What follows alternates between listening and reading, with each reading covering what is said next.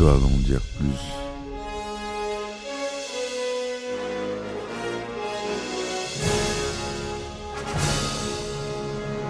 Eh ben attendez, on est en France. Allez, cul sec. Hop.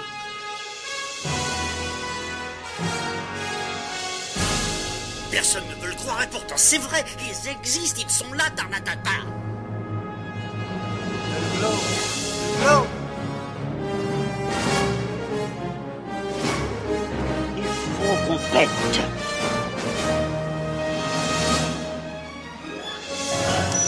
Voyons, circuit branché, convecteur temporel temporisé. Bonjour, bienvenue sur Histoire d'en dire plus, épisode spécial vacances. Aujourd'hui on aborde un film de David Lynch, un film assez connu, j'espère que vous le connaîtrez, et si vous ne le connaissez pas, découvrez-le avec ce podcast, avec Nicolas Cage et Laura Dern dans les rôles titres. C'est Sailor et Lula. Allez, c'est parti mon kiki. Alors, Sailor et Lula, ou le titre original Wild at Heart, c'est un film américain réalisé par David Lynch, sorti en 1990 et récompensé la même année par la Palme d'Or au Festival de Cannes, ce qui est la plus belle récompense en France. Le synopsis très rapide. Sailor, Nicolas Cage et Lula, Laura Dern, s'aiment d'un amour fou, total et absolu. Ils doivent échapper à la mère psychopathe de la jeune femme, Marietta, jouée par Diane Ladd, qui s'oppose à cette liaison. Au cours de leur cavale pour échapper à Marietta et à son amant, l'inquiétant gangster Santos, J. Freeman, ils croiseront de nombreux personnages étranges, voire inquiétants, parmi lesquels le déjanté Bobby Peru, joué par William Dafoe, et sa maîtresse Perdita Durango, jouée par Isabella Rossellini, la célèbre, par un enchaînement d'effets meurtriers, sensuels et terrifiants, s'ouvrent les portes d'un univers noir et hypnotique, porteur d'effroyables secrets. Alors, le scénario est de David Lynch, d'après l'adaptation d'un roman de Barry Gifford. Comme c'est souvent le cas avec les films de David Lynch, c'est lui qui les écrit. Bon, les acteurs principaux, je vous ai cités. La société de production, c'est Propaganda Film. Le film dure 124 minutes. C'est à la fois une comédie dramatique, un film policier, un thriller, un film d'amour. Et il est sorti, on l'a dit, en 90. Le résumé détaillé. Les amants Lula, Laura Dern et Sailor, Nicolas Cage, sont séparés après que Sailor ait été emprisonné pour avoir tué un homme qu'il a attaqué avec un couteau. L'agresseur, Bobby Ray Lemon, qui est joué par Greg Dandridge, a été embauché par la mère de Lula, Marietta Fortune, qui est jouée par Diane Ladd, on l'a dit.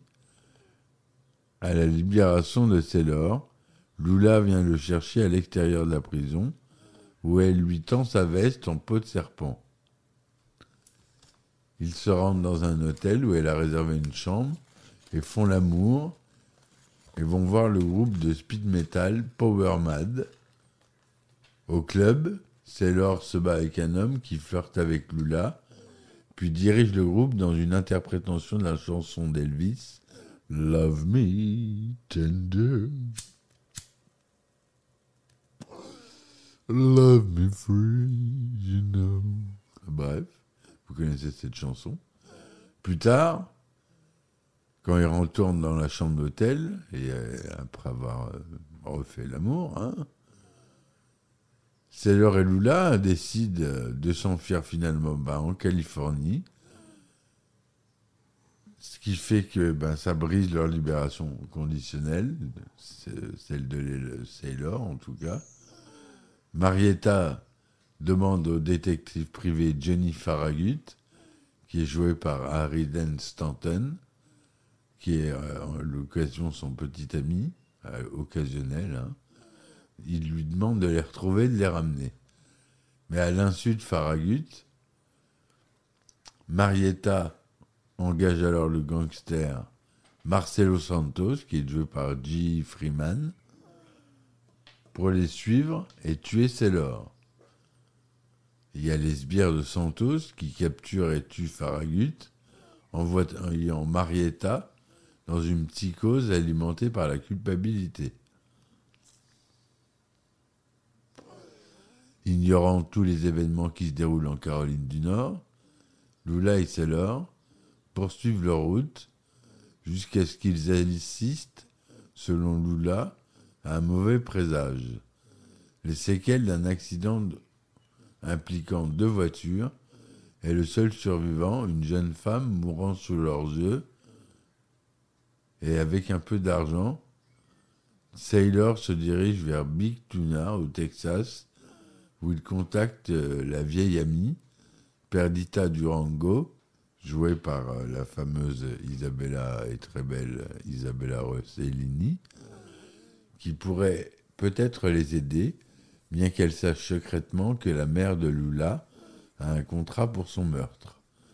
Alors que Sailor accepte de rejoindre le gangster Bobby Peru, qui est joué par William Dafoe, dans un vol de magasin d'alimentation, Lula l'attend dans la chambre d'hôtel, en essayant de cacher qu'elle est enceinte de l'enfant de Sailor, et pendant que Sailor est sorti, Bobby entre dans la pièce et menace d'agresser sexuellement Lula, la forçant à lui demander d'avoir des relations sexuelles avec elle avant de partir, déclarant qu'il n'a pas le temps. Cela traumatise Lula, qui a été violée pendant son enfance. Elle est hard l'histoire, hein, je vous le dis. Hein. Ils ont des passés assez sombres.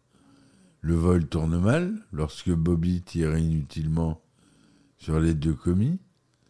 Bobby admet alors à Sailor qu'il a été engagé pour le tuer, et Sailor se rend compte qu'il a reçu un pistolet avec des munitions factices. Chassant Sailor hors du magasin,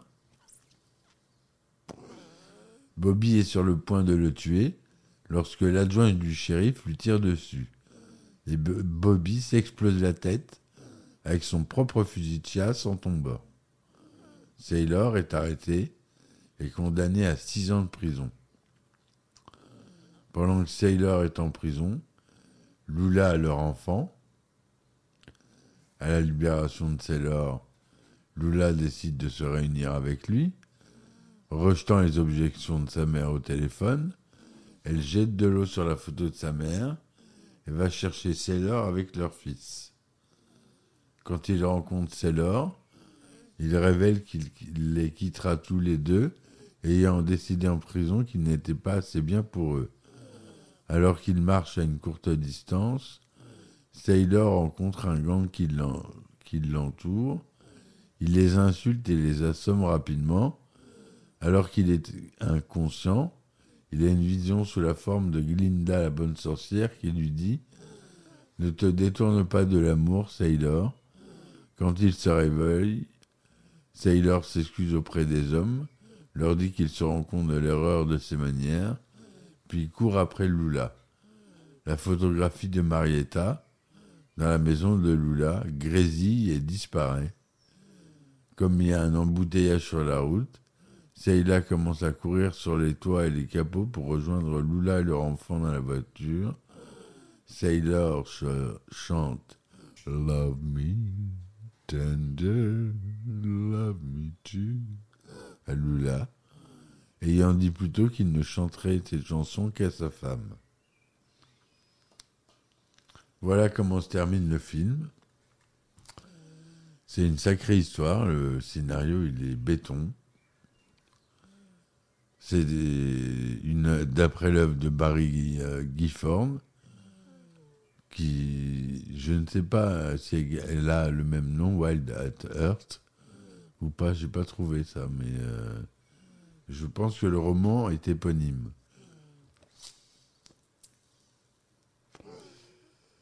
À la photographie, on a Frédéric Helmès. Au montage, on a Dwayne Dunham. À la musique, on a Angelo Badalamenti, Nicolas Cage pour les chansons d'Elvis Presley, Chris Isaak pour une des chansons Wicked Game, Power Mad et David Lynch. On a du Richard Strauss pendant la scène du baiser au soleil couchant.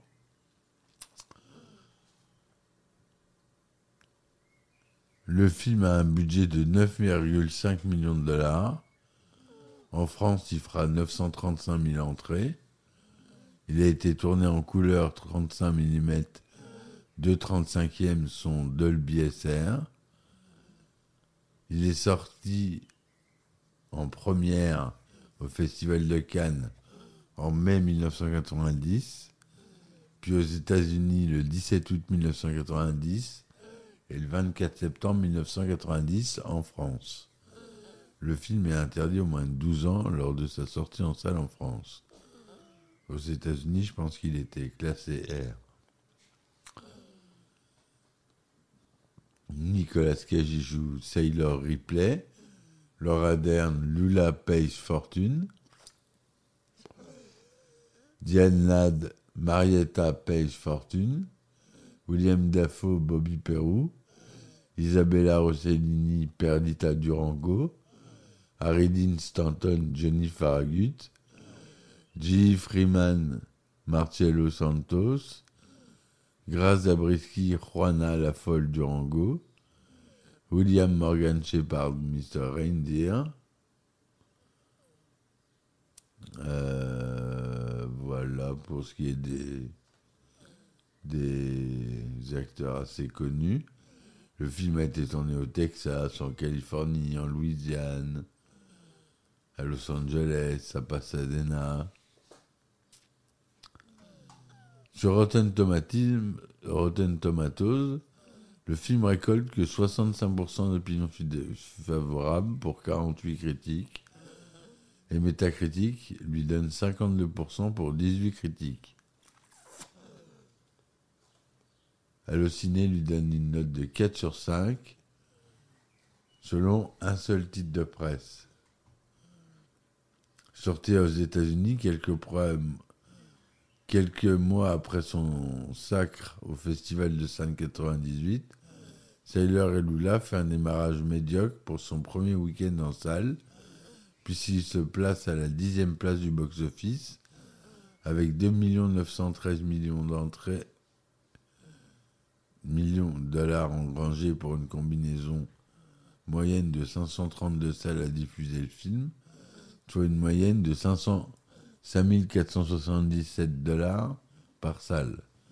Le film étant seulement sorti dans un nombre de salles limité, le week-end suivant, il fait une baisse de 42,3%, avec seulement 1 680 000 $ de recettes, pour un cumul de 6 millions, avec une 13e place et une perte de 16 salles pour une moyenne de 3 258 $.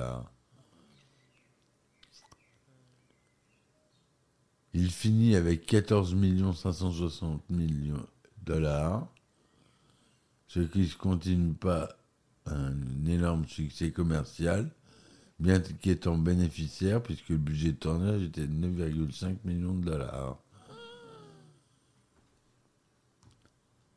Voilà. Ensuite, la production. Au cours de l'été 89, Lynch a terminé l'épisode pilote de la série télévisée à succès, Twin Peaks, et tente de sauver 2 de ses projets, Ronnie Rocket et One Saliva Bubble, tous deux impliqués dans des complications contractuelles à la suite de la faillite de Dino De Laurentiis, qui avait été racheté par Carolco Pictures. Lynch a déclaré « J'ai eu de mauvais moments avec les obstacles. Je ne tenais pas la faute de Dino, mais quand sa société s'est effondrée, j'ai été englouti là-dedans. Ce n'était pas la faute de Dino, mais lorsque la société s'est effondrée, la production indépendante Propaganda Films a demandé à Lynch de développer un scénario de roman noir basé sur un roman policier des années 1940. Tandis que Monty Montgomery, un ami de Lynch et producteur associé de Twin Peaks, a demandé au romancier Barry Gifford sur quoi il travaillait. Gifford était en train d'écrire le manuscrit de Wild at Heart, l'histoire de Sailor et Lula, mais il lui restait encore 2 chapitres à écrire. Il a laissé Montgomery le lire sous forme de galère prépubliée, pendant que le producteur travaillait sur l'épisode pilote de Twin Peaks. Montgomery le lit et 2 jours plus tard appelle Gifford pour lui dire qu'il veut en faire un film. 2 jours plus tard, Montgomery remet le livre de Gifford à Lynch, alors qu'il est en train de montrer le pilote, en lui demandant s'il serait prêt à produire une adaptation cinématographique qu'il réaliserait. Lynch se souvient avoir dit « C'est très bien Monty, mais si je le lis et que j'en tombe amoureux et que je veuille le faire moi-même, que se passera-t-il » Montgomery ne pensait pas que Lynch aimerait le livre, parce qu'il ne pensait pas que c'était son genre de truc. Lynch a adoré le livre et a appelé Gifford peu après, lui demandant s'il pouvait en faire un film. Lynch se souvient. C'est exactement la bonne chose à faire au bon moment. Le livre et la violence en Amérique ont fusionné dans mon esprit et beaucoup de choses différentes se sont produites. Lynch a été attiré par ce qu'il considérait comme une romance vraiment moderne, dans un monde violent, un film sur la recherche de l'amour en enfer, et a également été attiré par une certaine dose de peur dans le film, ainsi que des choses dont on peut rêver. D'une manière, cela peut donc sembler véridique. Lynch a obtenu l'accord de Propaganda pour changer de projet. Cependant, la production devait commencer 2 mois après l'achat des droits, ce qui obligeait à travailler rapidement. Lynch a demandé à Cage et à Dern de lire le livre de Gifford et a écrit une ébauche en 1 semaine. De l'aveu même de Lynch, sa première version était déprimante et pratiquement dépourvue de bonheur, et personne ne voulait la réaliser. Lynch n'aimait pas la fin de Gifford, où Sailor et Lula se séparaient pour de bon. Pour Lynch, cela ne semblait franchement pas réel, compte tenu de ce qu'ils ressentaient l'un pour l'autre. C'est à ce moment que l'amour du réalisateur pour Le Magicien d'Oz de 1939 a commencé à influencer le scénario qu'il était en train d'écrire et qu'il a inclus une référence à la route de Brick Jones. Lynch se souvient, c'était un monde terriblement dur et il y avait quelque chose que Sailor qui fait que Sailor était un rebelle. Samuel Goldwyn Jr. a lu une première version du scénario et n'a pas non plus aimé la fin de Gifford, si bien que Lynch l'a modifié. Cependant, le réalisateur craignait que ce changement ne rende le film trop commercial. Il est beaucoup plus commercial de faire une fin heureuse, même si je ne l'avais pas changé pour que les gens ne disent pas que j'essaie d'être commercial, je n'aurais été pas fidèle à ce que le film disait. Lynch a ajouté de nouveaux personnages, comme Mr. Rinder et Sherilyn Fenn dans le rôle de la victime d'un accident de voiture. Pendant les répétitions, Lynch a commencé à parler d'Elvis Presley et de Marilyn Monroe avec Cage et Dern. Il a également acquis une copie du disque d'or d'Elvis, et après l'avoir écouté, il a appelé Cage et lui a dit qu'il devait chanter 2 chansons, Love Me et Love Me Tender. Cage accepta, les enregistra pour qu'il puisse les synchroniser sur le plateau. Cage a demandé à Lynch s'il pouvait porter une veste en peau de serpent dans le film, et Lynch l'a incorporé dans son scénario. Avant le début du tournage, Dern a suggéré qu'elle et Cage partent en week-end à Las Vegas afin de se rapprocher et de comprendre leurs personnages. Dern se souvient, nous avons convenu que Sailor et Lula devaient être une seule personne, un seul personnage, et que nous ne partagions tous les deux. J'ai le côté féminin sexuel sauvage, Marilyn, fantasme du mâcheur de chewing-gum. Nick a le côté masculin, en peau de serpent, Elvis, brut, combustible. En l'espace de 4 mois, Lynch commença le tournage le 9 août 1989 à Los Angeles, y compris la vallée de San Fernando et la Nouvelle-Orléans, avec un budget relativement modeste de 10 millions de dollars. À l'origine, Wild at Heart comportait des scènes érotiques plus explicites entre Sailor et Lula. Dans l'une d'elles, elle a un orgasme en racontant à Sailor un rêve dans lequel elle a éventré par un animal sauvage. Dans une autre scène supprimée, Lula s'abaisse sur le visage de Sailor en lui disant « Prends une bouchée de Lula ». Donc, le film a eu la Palme d'Or au Festival de Cannes 1998. En 1991, il a été nominé pour le Grand Prix de l'Union de la critique du cinéma, Oscar de la meilleure actrice dans un second rôle pour Diane Ladd et Golden Globe de la meilleure actrice dans un second rôle pour Diane Ladd. Mais elle les a pas obtenus.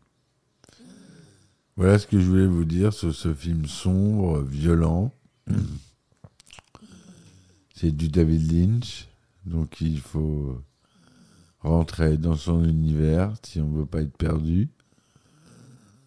N'hésitez pas à revoir ce film, pour moi il est culte. C'est pour ça que je vous en parle aujourd'hui. J'espère que ma chronique vous aura plu. N'hésitez pas à laisser des likes et des commentaires. Ça m'aide beaucoup pour le référencement du podcast. Et ça coûte rien, c'est gratuit. Si vous voulez me supporter, vous pouvez aller sur les plateformes Ulule et Tipeee et Patreon que je mets en description. N'hésitez pas, je vous remercie encore.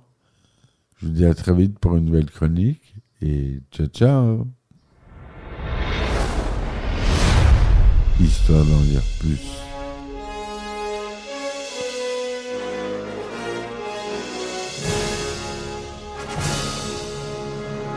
Eh ben attendez, on est en France. Allez, cul sec. Hop.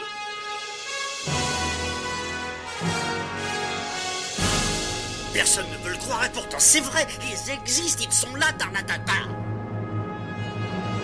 Le globe. Il faut qu'on pète.